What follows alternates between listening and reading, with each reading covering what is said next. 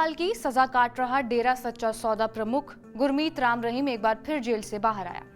दूसरी तरफ यौन उत्पीड़न के मामले में साल 2013 से जेल में बंद आसाराम को भी पैरोल के लिए मंजूरी दे दी गई है। वो पुलिस कस्टडी में इलाज के लिए महाराष्ट्र जाएगा, लेकिन गुरमीत राम रहीम को फरलो दी गई है और आसाराम बापू को पैरोल पर बाहर आने की मंजूरी मिली है।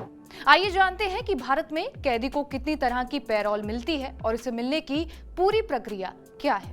सबसे पहले पैरोल शब्द एक फ्रांसीसी वाक्य जे डोने मा पैरोल से लिया गया है। इसका मतलब है मैं अपना वचन देता हूँ। न्याय प्रणाली में पैरोल एक अहम हिस्सा है। पैरोल आमतौर पर अच्छे व्यवहार के बदले में सजा खत्म होने से पहले कैदी को अस्थायी या फिर स्थायी रिहाई देने की मंजूरी देता है और एक तरह से ये कैदी को खुद को सुधारने का दूसरा मौका देती है। ये कैदी को कानून का पालन करने वाला नागरिक बनने में मदद करने का एक जरिया है। दरअसल इसे सिलसिलेवार तरीके से ऐसे समझा जा सकता है। जब भी कोई व्यक्ति अपराध करता है तो पुलिस उसे अरेस्ट कर लेती है और पुलिस के अरेस्ट करने के बाद पुलिस 24 घंटे के अंदर आरोपी को मजिस्ट्रेट या फिर कोर्ट के सामने पेश करती है। जब कोर्ट में व्यक्ति को सजा सुनाई जाती है तो उसे प्रक्रिया के तहत जेल भेज दिया जाता है और जेल की सजा काटने के दौरान अगर कैदी को अस्थायी रूप से जेल से रिहा किया जाए तो उसे पैरोल कहा जाता है। लेकिन इसको लेकर भी कुछ नियम कानून होते हैं। अच्छे व्यवहार और आचरण की वजह से ही कैदी को पैरोल मिल सकती है। भारत में पैरोल के लिए 1894 के जेल अधिनियम और 1990 के कैदी अधिनियम के तहत प्रावधान शामिल है। यहाँ ये भी जानना जरूरी है कि हर एक राज्य के पैरोल को लेकर अलग अलग दिशा निर्देश होते हैं जो एक दूसरे से थोड़े अलग होते हैं। जैसे जेल जो कि बॉम्बे फरलो और पैरोल नियम 1959, जेल अधिनियम 1984 की धारा 59(5) के तहत जारी किए गए थे जो सरकार को नियम बनाने का अधिकार देते हैं। अब कितनी तरह की पैरोल होती है ये भी जान लीजिए। सबसे पहले कस्टडी पैरोल या फिर जिसे इमरजेंसी पैरोल कहा जाता है। आपातकालीन स्थितियों में कस्टडी पैरोल दी जाती है।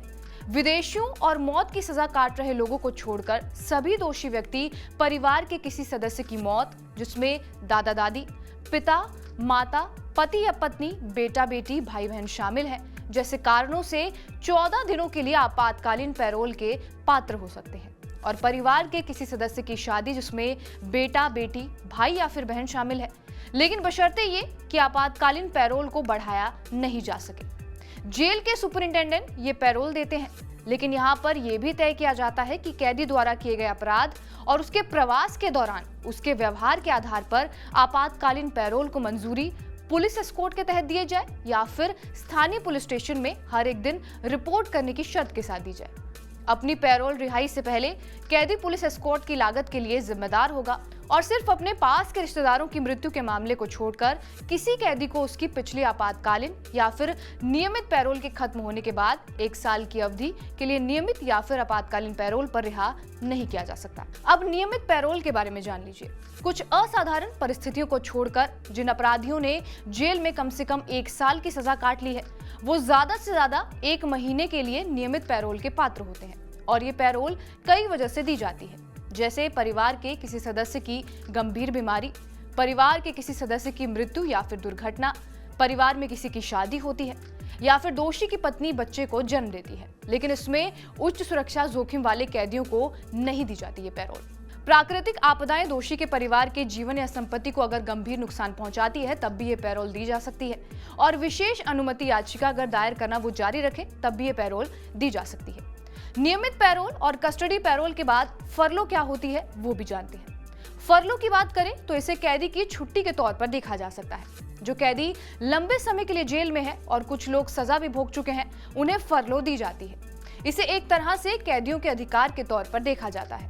फरलो देने से कैदी परिवार और सामाजिक संबंधों को बनाए रखता है और Delhi high court legal service committee की रिपोर्ट के मुताबिक पैरोल में कैदी को थोड़े दिनों के लिए अस्थायी रूप से छोड़ा जाता है। इसका मकसद ये होता है कि कैदी अपने परिवार और समुदाय के साथ सामाजिक रूप से जुड़ा रह सके। लेकिन फरलो पाने के लिए कैदी को जेल में कुछ साल बिताने पड़ते हैं। अगर उसका व्यवहार अच्छा रहता है और वो जेल में अनुशासन बनाए रखता है तो उसे कम समय के लिए छोड़ा जाता है। फरलो उसी कैदी को दी जा सकती है जिसे 5 साल से ज्यादा सालों के लिए सख्त सजा दी गई हो और वो दोष सिद्धि के बाद 3 साल की सजा काट चुका हो। एक बार पैरोल या फरलो मिलने के बाद कैदी को फिर से अस्थायी रूप से जेल से बाहर जाने की अनुमति मिल सकती है और इसके लिए कैदी की अर्जी देनी होगी। एक बार पैरोल मिलने के बाद दोषी 6 महीने के बाद फिर से पैरोल के लिए अर्जी डाल सकता है। वहीं फरलो के मामले में दोषी पहले फरलो लेने के 1 महीने बाद दोबारा फरलो के लिए आवेदन कर सकता है, लेकिन कुछ कैदी इसके पात्र नहीं होते।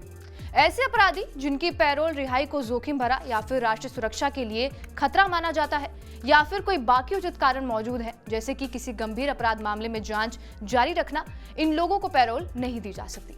जेल के कैदी जो जेल अनुशासन के बड़े उल्लंघन को प्रोत्साहित करते पाए गए हैं या फिर जिन्हें राज्य के खिलाफ अपराधों और अपराधों में फंसाया गया हो, जैसे कि राजद्रोह, उन्हें भी ये पैरोल नहीं दी जा सकती।